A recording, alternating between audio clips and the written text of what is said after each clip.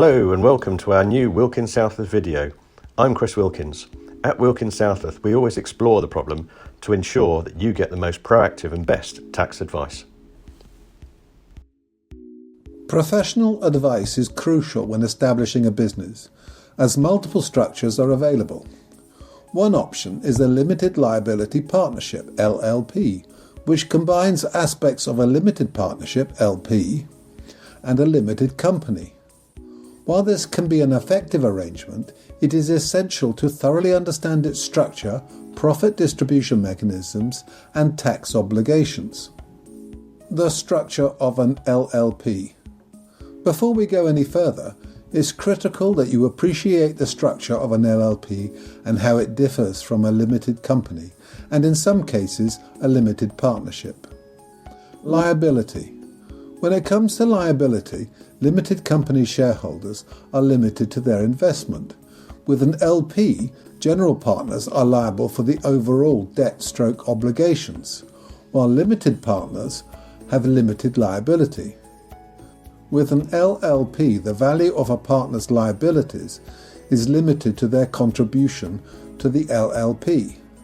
While limited companies and LLPs are seen as separate legal entities, this is not the case for LPs, which are not legal entities. Ownership. In a typical business structure, a 30% shareholder would receive 30% of company payments to the shareholders. But this is not necessarily the case with an LLP. Partnership arrangements can define and vary the amount of LLP profits passed to individuals, providing substantial flexibility. Management. While there are no directors or secretaries regarding LLPs or LPs, unlike limited companies, there is a difference regarding management. With an LLP, management obligations are distributed equally between the members. The general partner is responsible for management duties with an LP, although they can be transferred to a third party through a power of attorney. The board of directors of limited companies are solely responsible for managing the business.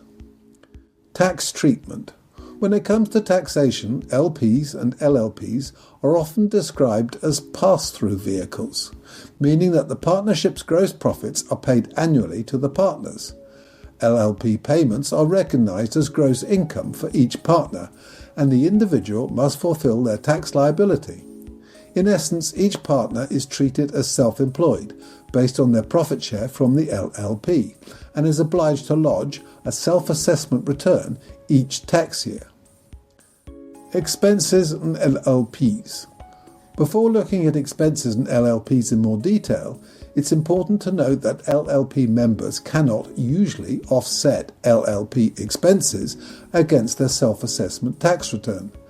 Any costs relating to the business must be offset within the LLP before the gross profits are distributed to the partners. A partner must submit any expenses they have covered before the LLP financial year end. When looking at broader business expenses, these could include staff costs, office and equipment costs, professional fees, marketing and advertising, vehicle and travel costs, insurance premiums, IT and software expenses, bank and financial charges, home office expenses, subscriptions and memberships.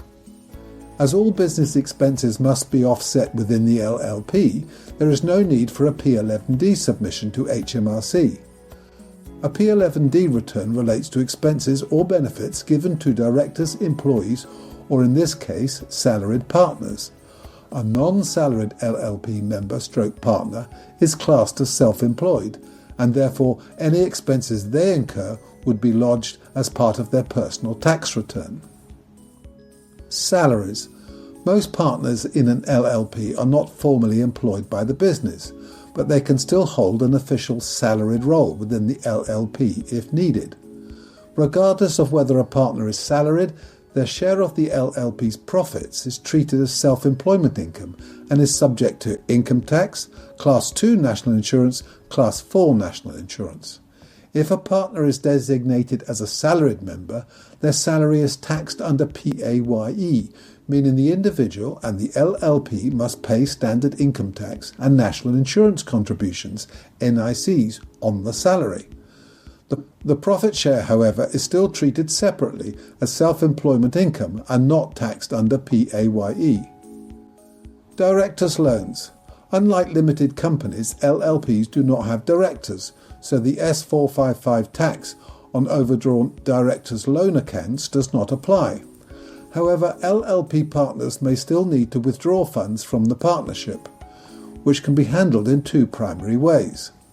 Drawings as an advance on profits.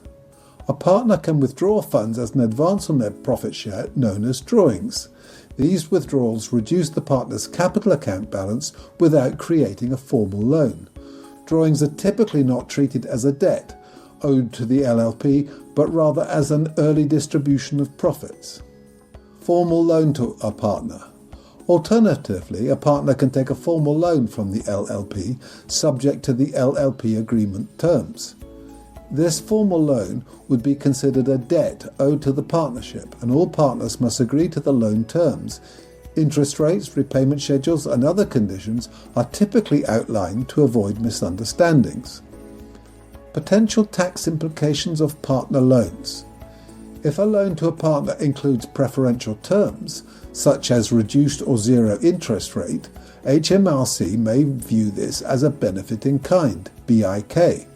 This could result in additional tax implications for the partner, similar to how employee loans are treated in limited companies. Setting terms that comply with HMRC's guidelines is essential to avoid unexpected tax liabilities. Considerations for loans between limited companies and LLPs. In cases where a limited company lends money to an LLP, in which one of the partners is the director of that company, the situation becomes more complex. Such loans may be subject to additional scrutiny from HMRC, especially regarding connected parties and potential tax avoidance concerns. This could impact the company and the LLP in terms of tax obligations and compliance. Given these complexities, consulting a tax advisor is advisable before arranging loans to or from an LLP, particularly where partners have connections with other entities.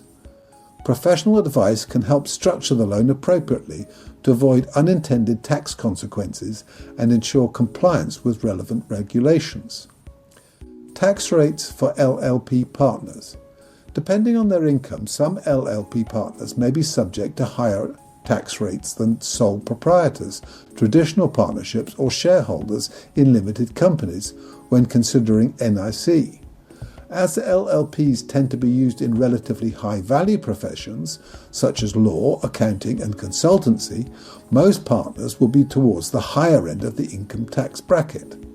So while LLPs may offer a degree of flexibility and, in some cases, reduced administration, it's essential to consider the overall picture before deciding the best structure for your business. Summary of the pros and cons of an LLP. In summary, there are numerous advantages and potential disadvantages when looking at an LLP. These include advantages: limited liability protection, partner assets are protected, tax-efficient structure, an enhanced degree of flexibility, separate legal entity ensures continuity, LLPs can enhance business credibility, reduced paperwork compared to limited companies. Disadvantages: LLPs are required to file financial statements with Companies House. The setup cost is more than that of a traditional limited company. There are limitations to raising capital.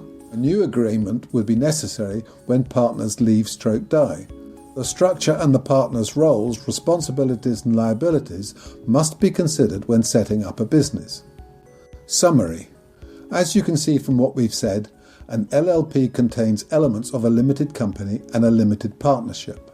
For many, the flexibility and transparency, not to mention limited liability, are behind significant growth in the use of LLPs in recent years. You must discuss your business plans in detail with your advisor to identify the best structure for your situation. Our experienced team has helped many clients set up LLPs and maximise their benefits. If you have any questions regarding LLPs, then please visit our website and leave a message. We will then get back to you as soon as possible. By the way, don't forget to subscribe to learn about other videos in this series.